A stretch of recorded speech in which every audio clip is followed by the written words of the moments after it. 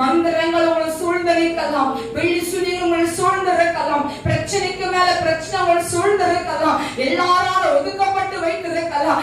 ஏன் ஆண்டவர் உங்களை பேர் சொல்லி அழைத்திருக்கிறபடியா, உங்க உயர்ந்த ஸ்தலத்துல எழுப்பி பிரகாசிக்கும்படியா, உங்கள் தலையை உச்சம் தலையில ஏன் ஆண்டவர் மகிமையை வைத்து நீ என்னுடையவர், நீ என்னால் மறக்கப்படுவதில்லை, நீ என்னால் மறக்கப்படுவதில்லை. ஏன் ஆண்டவர் உங்களோட தலையை நிம்மதி செய்கிறவரா இருக்கிறார்ப்பா. இன்னைக்கு உங்களுக்கு போராட்டம் வருதா, இன்னைக்கு ஒரு பிரச்சனை வருதா, ஏன் ஆண்டு ஏதோ ஒரு விஷயத்தை உங்க எதிர்பார்க்கிறாரியா, ஏதோ ஒரு விஷயத்தை உங்ககிட்ட எதிர்பார்க்கிறாரு. ஏன் ஆண்டவர் ஒரு காரியத்துக்காக உட்கார்ந்து வருட உட்கார்ந்து ஜெபம் பண்ணி கொண்டு இருக்கலாம், நீங்க அது நடக்காம கூட இருந்திருக்கலாம்.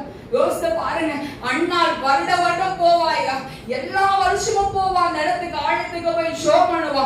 அப்ப கூட அவளுக்கு என்ன பண்ணல, பொருத்தனை பண்ணி சொல்லி ஜெபம் பண்ணணும்னு தோணல.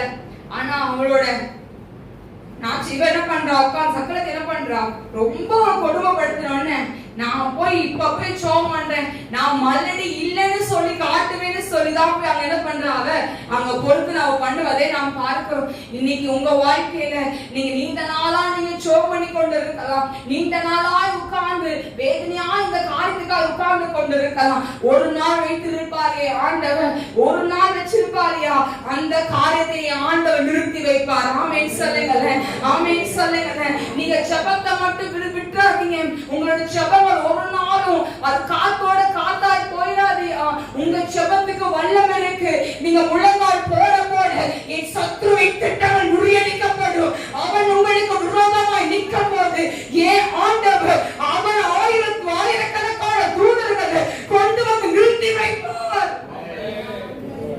ஏன் ஆண்டவர் வல்லமுள்ளவரா இருக்கிறார்.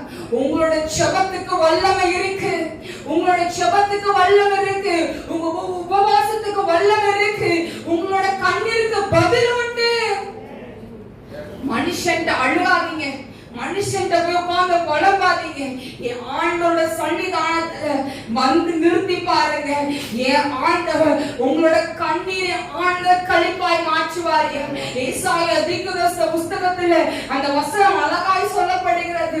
துயரத்துக்கு பதில் ஆழ்ந்த களிப்பை கொடுக்கிறவரா, துதியின் ஆடை கொடுக்கிறவரா, ரட்சிப்பின் ஆடை கொடுக்கிறவரா, நீதியின் வஸ்திரத்தை கொடுக்கிறவரா, அவர் உங்க மத்தியில இருக்கிறார். இன்னைக்கு நீங்க விடுகிற கண்ணீரும், நீங்க விடுகிற முழங்காலின் ஜெபங்கள், நீங்க ஏறெடுக்கிற காரியங்கள் ஒன்றும் வீணும் விருதுமாய்